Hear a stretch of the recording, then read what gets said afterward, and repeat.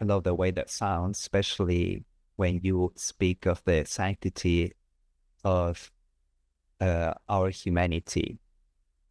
I really love the way that sounds. It's like honoring who we are first, and then integrating all the new things that we have to in this world that's, changing and evolving and changing and evolving again and again. Yeah. Exactly. Yeah. And technology can extend the capacity or the capabilities of humans, but it cannot create meaning or confer human worth. Right. So that's the limitation of technology, and that's the beauty of humanity. In line with today's topic, the philosophical perspectives and the narratives that we are developing, that are in a way also then describing and streamlining our understanding of evolution, are deeply inspired by these kind of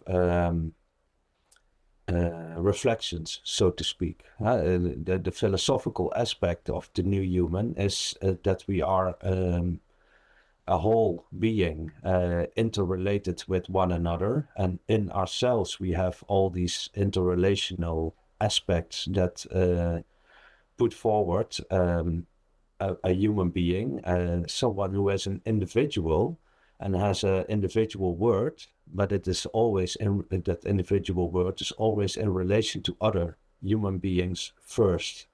Secondly, to what we might see as virtual identities or all kinds of perceptions of identities. So that's one thing, and the narrative that's connected to that is where did we come from? Huh? The old narrative, but it's not that old anyway. It's since Darwin, we could say we are apes that evolved into something else. But before the narrative was in the Middle Ages that we were God-sent beings. There's now a new narrative also evolving that we were here seeded by extraterrestrials. That's quite a different narrative to consider as well, which opens up other dimensions of thought. And some narratives say, well, we were here planted by very advanced technologies that were developed by other civilizations in the universe. So that's why we want to become more robotic as well, because that's what the robots created. So they want to recreate that. What kind of narrative do we feel connected with? What do we really believe? What is the deeper truth there? And I think that's really important to research as well. And that's why we are a research-driven organization as well. How does that tie into our daily living, our daily understanding? What kind of narrative do we fall into, or do we believe? Should it be a purely scientific narrative? Should it be an ethical narrative? Should it be a religious narrative? Should it be a more daily human-to-human narrative? So that's kind of a summary of what we try to accomplish with the initiatives that we support as well. Mm-hmm. And I do want to put this out there just because I don't want people listening to our talks and maybe not connect with what we're talking about, because at the core of what we are doing at NHRDI is to put humans first and to connect with people. It's why we have the initiatives. It's why we're taking the research and making sure that we support research in a way that gives back or can impact the community and impact society. And when we use the words like evolve and evolution, I think some people may think about the topic that we're talking about, this new human that is going to be evolving, for example. And I just want to maybe bring to light or bring some caution there, because there could be a standard that is set that if you are not a new human, you are less of a human, right? There's something about dignity that is then attacked by almost putting us on this hierarchy. But if we look at evolution from a standpoint of development, like biological or psychological development,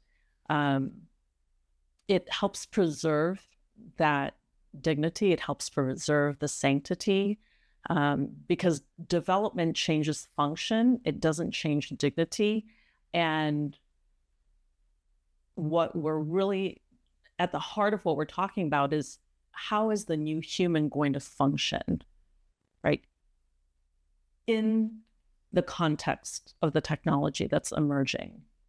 And we want to make sure that whatever we're developing into, it is going to preserve that sanctity. It's going to preserve that dignity. Just think of a child or an adult that has cognitive decline. They don't have less worth of a human, even though their brain is functioning differently, right? And so I just want to make sure that we're cautious when we're having these conversations, that we're not putting a value on the new human based on how we're evolving, right? Or developing or not developing. So that's one of the things that I just wanted to say, because we don't want to assume that consciousness is going to be granting a certain value.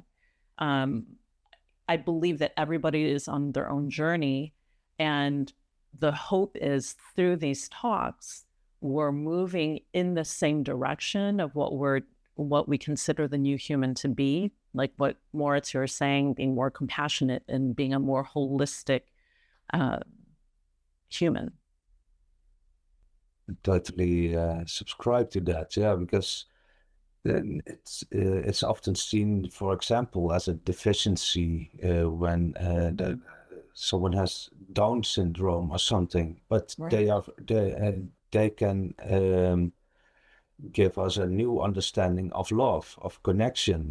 They can be very warm or very creative in a different way. So why is that necessarily seen as a deficiency? We are, and I think that's part of understanding what the new human is that we don't see that as not good or less value or a deficiency, but as we can see it as part of a spectrum of the wholeness that humanity is. And when we immerse ourselves in that kind of understanding, then the new human emerges, which is then, as a consequence, not win-lose competitive, but and also not necessarily win-win competitive, but collaborative and even transcending collaboration into harmonized operational initiatives, something like that. Yeah. It's hard to put specific words on it because it's emerging. The new human is also open. That's why we have talks. We can find words together for it. Some people would say it in their own language with different words, etc. But that's also why we initiate these talks, so we together can form these understandings, these wordings, these narratives for what it then would be and what it would mean for our relationships with each other. So yeah, and also a new matrix or language that we're speaking. And you bring up a beautiful point about Down syndrome or any other group of people that typically are marginalized.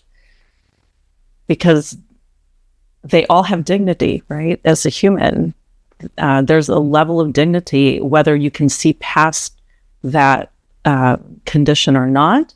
But dignity, it's the condition.